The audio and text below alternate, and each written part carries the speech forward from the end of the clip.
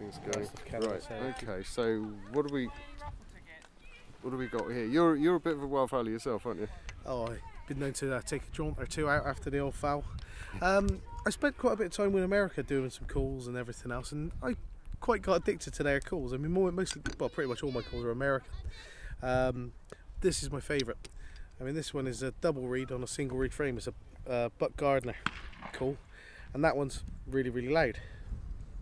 And that one there is a green wing. Again, it's a double reed. I seem to really like the double reed, but I got to keep a single reed in there. And that's another American call. I can't remember the name of that one. And this is what I bought at the CLA last year. Big River, and again, double reed. And basically it's the mallard. So, I mean...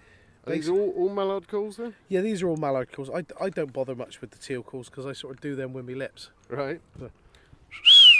And sort of widgeon teal, and you've got the...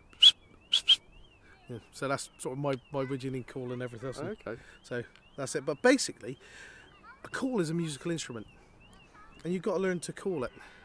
One thing I noticed what you were doing earlier on is your cheeks were puffing when you were calling. You've got to use your diaphragm. It's like blowing on a mirror. You don't blow on a mirror and go like this. You go ha ha, and it's all controlling the air. So it's like this is. Well, in fact, this is my son Ryan's favourite call. He loves this one. He won't use anything else. And you literally, I'll do the feed chatter first. And if you watch my lip, my cheeks, they won't puff. You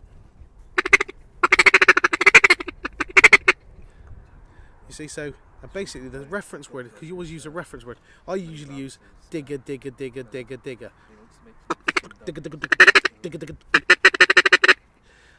I'm not the best wildfowler or the best caller in the world. Don't get me wrong, but from what I learned in America is you've got to make the sound. You've got to talk duck, and those guys are masters over there at it. They really are. You know, one of the things I always confused me was what they call the hail call. Now the hail call, I mean, I'll use this. Might be a bit of dust on him. The hail call is like something you wouldn't believe it. It's like they're literally go wow wow wow wow wow wow wow. I think, well, a duck don't sound like that, but apparently what they tell me is a duck only hears every third note. So when you got all the wind and everything going and everything else, it sort of they pick up every third note. So something like a hail call, sort of.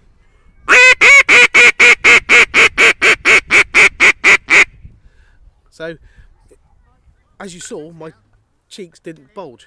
Again, it's all done with the diaphragm. Bits in that one. You know, like I say, and this was the new one again, a double reed.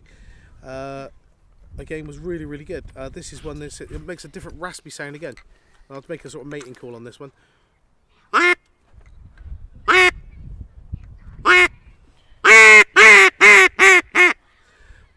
And again, you saw the hand. That is giving it back pressure and open pressure. So you sort of like the muffled noise.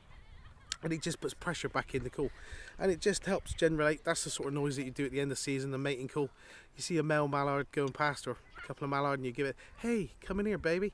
The food's great. Come into the hotel for ducks. And the females, you know, winking their eye, and they come in. You get a big green wing coming in, and there it goes. And there you got some nice fresh roast duck right on your plate. But again, that's some different calls. Now these are the wooden ones. These are single reed. That's the goose.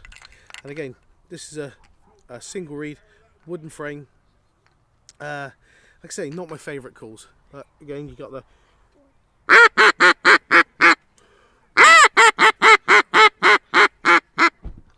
You know, and again, it makes a completely different sound to the double reed. So you got a. Makes a hell of a different sound. They're a lot louder as well, the double reed compared to the single reed.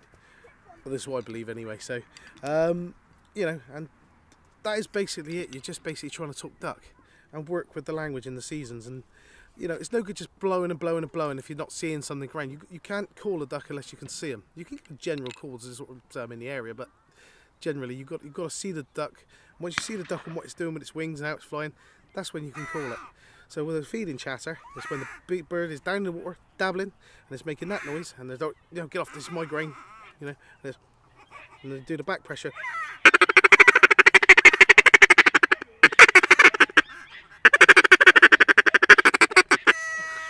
And that's the feed chatter. So let's see if we can get some young shots out there, get them calling. Brilliant. You got some competition there. Oh, little Em, she loves all this. I mean, she'll sit there calling away. Like I said, I didn't do the Canada goose because I'm not very good at it.